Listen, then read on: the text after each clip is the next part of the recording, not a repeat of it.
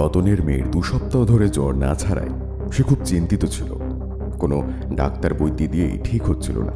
তার বন্ধু সুমিত এবং রতন দুজন মিলে দুর্গাচরণ তান্ত্রিকের কাছে আসে। রতন তাকে তার নিজের বাড়িতে নিয়ে যাওয়ার জন্য অনুরোধ করে।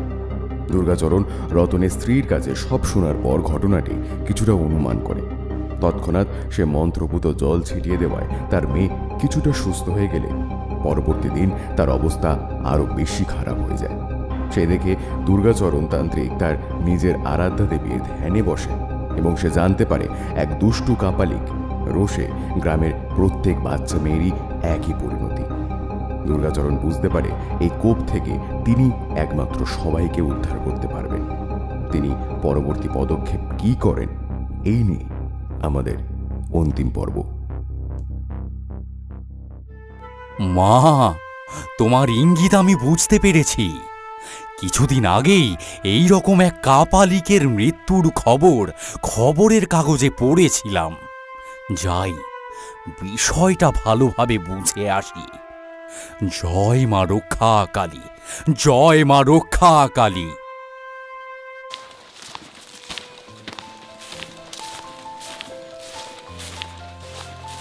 তোমার মুখটা এমন শুকনো লাগছে কেন বাবা?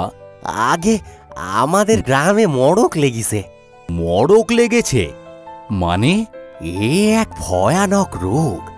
শুধুমাত্র ছোট ছোট মেয়েরাই এই রোগে পড়ছে। গোটা গ্রামে হাহাকার পড়ে গেছে। দিন দিন সব মেয়েরাই কেমন যেন শুকিয়ে যাচ্ছে। হাসপাতাল, ডাক্তার কোনো কিছুতেই লাভ হচ্ছে না।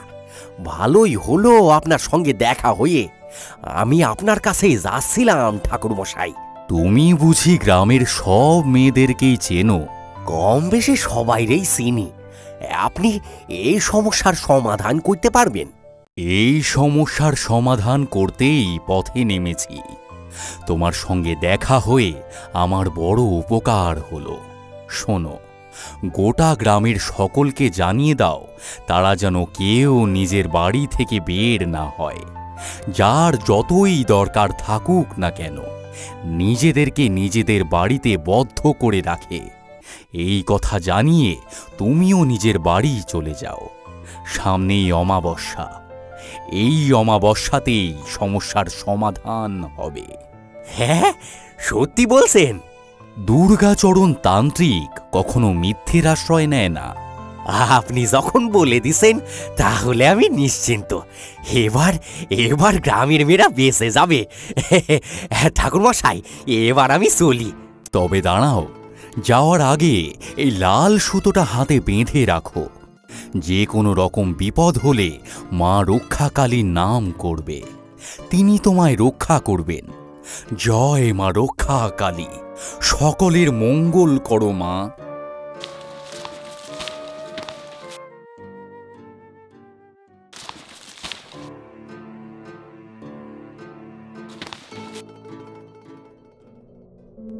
কি গো, শুনছো? মেয়ের আবার শরীর খারাপ করেছে। তুমি শীঘ্রই ঠাকুর মশাইকে ডেকে আনো। কিন্তু তিনি যে আমাদেরকে বাড়ি থেকে বের হতে মানা করেছেন। এতে মেয়ের নাকি আরো বেশি ক্ষতি হবে। আমি কিচ্ছু জানতে চাই না। মেয়ে আমার কেমন যেন করছে। দেরি করলে আর বাঁচানো যাবে না। আচ্ছা, তুমি চিন্তা করো না, আমি নিজে যাচ্ছি। কি ব্যাপার, তুমি বাইরে বেরোতে যাচ্ছিলে কেন?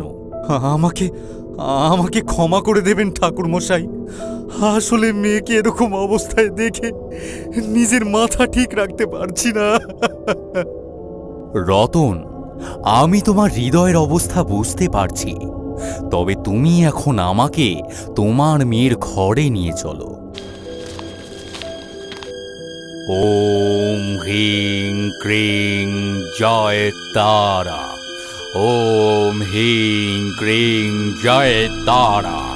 ওম হ্রিং ক্রিং জয় তারা।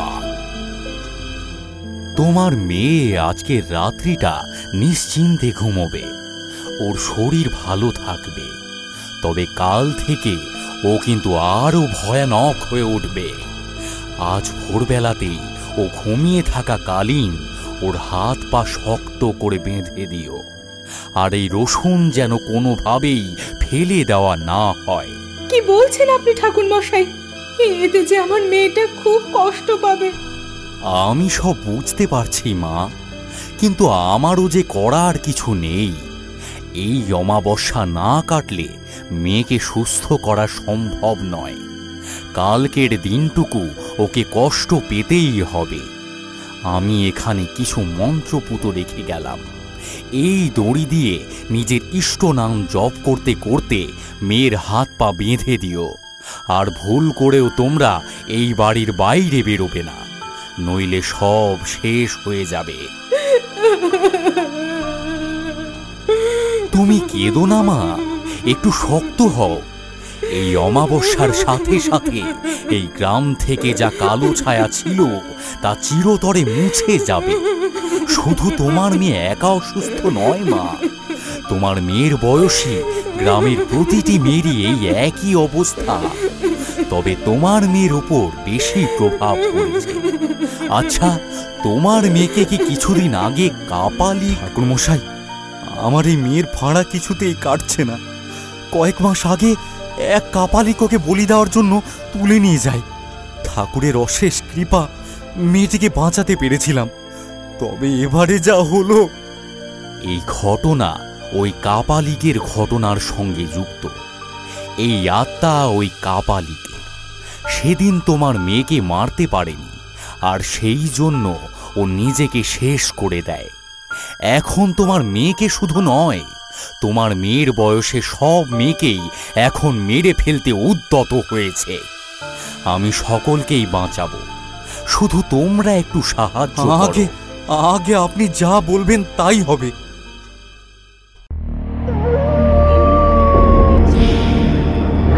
ওম হিং ক্রিং ফট স্বাহা। ওং হিং ক্রিং ফট স্বাহা। ওং হিং ক্রিং ফট স্বাহা। ওং হিং ক্রিং ফট স্বাহা। আমি কিছুতেই এই মেয়েকে শেষ না করে যাব না। ওকে ওকে আমি শেষ করবই। আমি সিদ্ধি লাভ করতে পারিনি, এখনই একে মেরে শান্ত হব। জয় জয় মা রক্ষা কালী, রক্ষা কর্মা, রক্ষা করো। ওং হিং ক্রিং ফট স্বাহা। ওং হিং ক্রিং ফট স্বাহা। ওং হিং ক্রিং ফট স্বাহা। আমি কিছুতেই আমার মেয়েটার এই অবস্থা যে আমি আর দেখতে পাচ্ছি না। ওকে আমি শেষ করব। আমি ওর বাঁধনটা খুলে দেব। ভুল করে ওই কাজ করো না গিন্নি। মেয়েকে আমরা চিরতরে হারিয়ে ফেলবো। একটু সবুর করো। তুমি বরং আমার সঙ্গে ঠাকুর ঘরে চলো। মায়ের কাছে বসে মেয়ের সুস্থ হওয়ার কামনা করি। ওদিকে ঠাকুর মশাই নিজের জীবন হাতে নিয়ে আমাদের মেয়ের জন্য বসেছেন, আর আমরা বাবা মা হয়ে মেয়ের জন্য প্রার্থনা করব না। কিন্তু কোনো কিন্তু নয়। তুমি যেমন মা, আমিও তো তেমন বাবা। আমার কষ্ট কি কিছু কম হচ্ছে? তুমি চলো।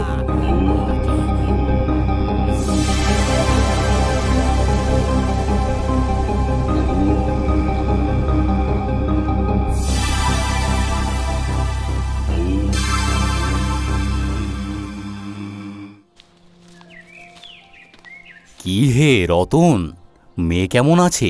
আগে আপনার কৃপায় মেয়ে আমার সম্পূর্ণ সুস্থ। তাকে ডাকো, একটু কথা বলি।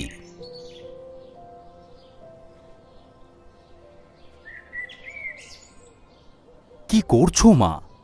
আমার পায়ে হাত দিও না। সবই মা রক্ষাকালীর আশীর্বাদ। তুমি প্রণাম জানাতে হলে তাকে জানাও। জয় জয় জয় মা রক্ষাকালীর জয়। জয় মা, জয় মা। কি গল্পটা কেমন লাগলো? গায়ে পুরো কাটা দিয়ে উঠলো।